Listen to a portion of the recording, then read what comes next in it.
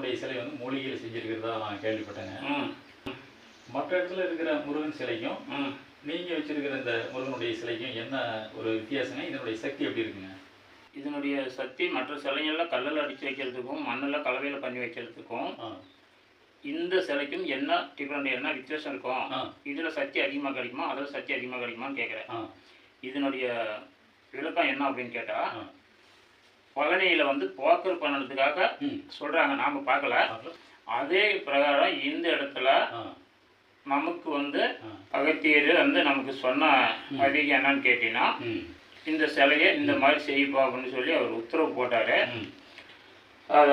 அது மூலமாக ஒரு 1008 மூலிகையும் 9 பாசனம் சேர்த்து அந்த சிலை பண்ணணும். ஒவ்வொரு விஷயங்களும் வந்து நமக்கு உணர்த்தி அவங்களுடைய அருளாலையும் அவங்களுடைய சொல்படி தான் நான் இந்த வேலைகளை செய்கிறேன்.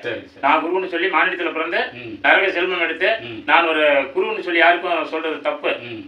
கலியுகத்தில் பிறந்த யாருமே குரு ஆக முடியாது. சொல்லிக்கலாம், அவனே பெருமையா பேசிக்கலாம். என்னை பத்தி நான் பெருமையா பேசிக்கலாம், உன்னை பத்தி நீ பெருமையா பேசிக்கலாம். குருஜி நீ கும்பிடுன்னு சொல்லி ஒரு 1000 உருவாக்கி விட்டா அவர் குறிச்சு அப்படின்னு சொல்லி அவர் கால கழுவி குடிச்சிட்டு இருப்பாங்க. இதெல்லாம் குறிச்சிக்கிறதுலாம் எனக்கு கிடையாது, குரு கிடையாது. குருவில்லாத மந்திரம் இல்லம்மா. குருவில்லாத மந்திரம் ஏன் இல்ல? ஆதியில யார் குருவா இருந்தாங்களோ அவங்க தான் இன்னைக்கு நமக்கு சிவனே ஆதியில குருவா இருந்ததை சொல்றீங்க. ஆமா, அப்ப சிவனே குருன்னா ஆதிகுரு சிவன், ஆதிகுருவே சிவன் தான். அந்த சிவனை பிடிச்சாவே நம்மளுக்கு குரு அவர் தான். சிவனை தியானம் பண்ண, சிவனை எந்த வழியில வேணாலும் உணர முடியுமோ அதை உணர்ந்து எடுத்து மக்கள் செலுத்து. என்ன நீங்க ஆய்வு பண்ணி ஒண்ணுமே என்கிட்ட இருந்து ஒரு கடுகளை கூட நீங்க தெரிஞ்சிக்க முடியாது. என்ன ஆய்வு பண்ணாம பனிமையா கேட்டீங்கன்னா என்ன வேணாலும் கொடுத்துருவேன். ஏன்னா எனக்கு குரு வேற, நீங்க வந்து குரு வேற, நான் போற குரு வேற. அதனால நான் டைரக்டா கரண்ட் மெயில இருந்து வர மாதிரி நான் மெயில இருந்து லைன் கொடுத்துக்கிட்டீங்க. ஆமா, அதுதான் கரெக்டுங்க. சரிங்க, அப்ப இப்ப முருகன் வந்து இந்த மாதிரி நீங்க மூலிகை அதெல்லாம் வந்து பயன்படுத்தி நீங்க பண்ணியிருக்கீங்க. இதனுடைய அருள் வந்து கண்டிப்பா இதனுடைய சக்தி அபரிதமா தான் இருக்கும். இது வந்து மக்களுக்கு வந்து 100% 45 வருஷமா அந்த இடத்துல நான் வைத்தியம் பண்றேன். 45 வருஷத்துல இந்த இடத்துல பெயிண்டர்னு சொல்லி ஒரு 10 பேர் நம்பிக்கையில்லாத என்ன பண்ண இருக்கலாம் போலிஞ்சு 100 பேர் நிச்சயமா வந்து அடிச்சு சொல்லுவேன். நிச்சயமா கேரண்டியோட சக்தியோட தான் போயிருக்காங்க.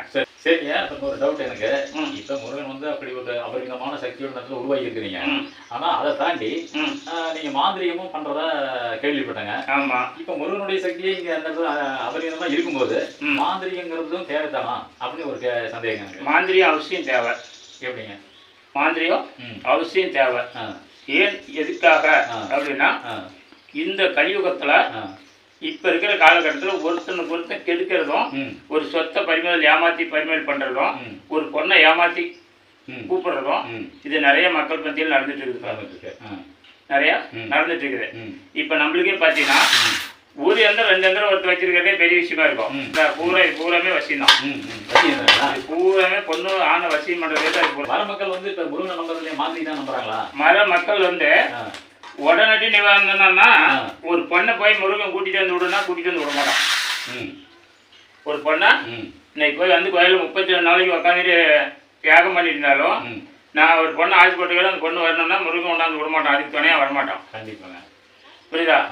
ஒரு உடல்நலம் சரியில்லை, ஒரு குடும்ப கஷ்டம், அதுக்கு வந்து முருகன் துணையா வருவான். ஆனா ஏடாகூடமான வேலைக்கு முருகன் துணையா வரமாட்டாங்கல்ல. கண்டிப்பா. அந்த ஏடாகூடமான வேலையை செய்யலைன்னா இங்க கோயிலுக்கே வரல மக்கள். அதுக்கு தான் வந்து முக்கியத்துவம் கொடுக்குறாங்க. ஆமா, பக்திக்கு வந்து 2ஆம் பட்சம் 3ஆம் பட்சம் தான். ஆமா. சரிங்க. மெயில வந்து மாந்திரி பண்றானா நல்ல கேண்டே நல்லா வருதா, ஒரே நாள்ல வருதுன்னு சொன்னா அவங்ககிட்ட இன்னைக்கு 1000 பேர் இருப்பாங்க. அந்த கோயில் இருக்காது, எதுவுமே இருக்காது. ரூம் வாடகை ரூம் 6 ரூம் எடுத்து மெட்ராஸ் பக்கம் வாடகை வச்சிருப்பான். ஒரே நாளில் அவன் பிரச்சனை தீர்க்கிறேன். ஒரே நாள் தீர்க்கிறோம். ஒரு 1000 பேர் அவன்கிட்ட கீ விளக்குறான், டோக்கன் போடுறான். பார்க்கறதுக்கு 1000 ரூபா டோக்கன் போடுறான். நாம 3 மணி நேரம் பிறந்து 3 தலைமுறைக்கு சொன்னா கூட 100 ரூபா வைக்கிறான். இல்லைன்னா எந்திரிச்சு போயிடறான். அப்படி அது கூட தரலாம். சரி சரி. அதனால இந்த கோயிலுக்கு நம்ம வச்சுட்டோம், மரம் வச்சோம், தண்ணி ஊற்றுவாங்க மாதிரி நம்ம சிலையை வச்சும் பூஜை பண்ணி ஆகணும். சரிங்க. அந்த பூஜை பண்ணுறதுக்கு உண்டான செலவுகளுக்கு எனக்கு பைசா வேணும். அதுக்கு இந்த பொருள் எல்லாம் வாங்கி நான் சேகரித்து ஒவ்வொரு பொருள்களும் விஷயமாக தான் நம்ம வச்சுருக்கணும். வந்து இந்த மாதிரி வந்து என்னென்ன சக்கரங்கள் இருக்குதோ இந்த சக்கரங்களை போட்டு தான் வச்சு நம்ம மயில் உருவாக்குறோம். மரப்பழகிலே இந்த மாதிரி சக்கரம் போட்டுக்கிறோம். ஆமாம், இது வந்து வேங்க மரம். இந்த மாதிரி தான் நம்ம வந்து எல்லாமே பழகு மேல முறைப்படி வச்சு இது மேல வச்சு நம்ம மந்திரத்தை உருவாக்கும் போது இந்த முருகனோட சக்தி முழுமையாக கிடைச்சி தொழில் வசியமாகுது. எந்திர வசியமாகுது. சும்மா போகிற பகல் சுற்றி ஒரு களிமத்து குச்சி ஓட்டி கொண்டு போய் கொடுத்துருவாங்க. பஸ் ஸ்டாண்டில் 1500 வாங்கிட்டு அந்த போய் சாராயம் வச்சு போகிறதுக்கு பிரயோஜனம் இல்லை. இந்த இறைவனுக்கு சாச்சா என்னோட மனசாட்சி நேர்மையாக நம்ம தொழில் உண்மையாக மாந்திரத்துக்கு உண்மையாக செய்கிறோம். யார் நம்பி வராங்களோ அவங்க பார்த்தோம். சரி சாமி, ரொம்ப வணக்கம். அருமையாக விளக்கம் கொடுத்தீங்க. ரொம்ப நன்றிங்க. வணக்கம்.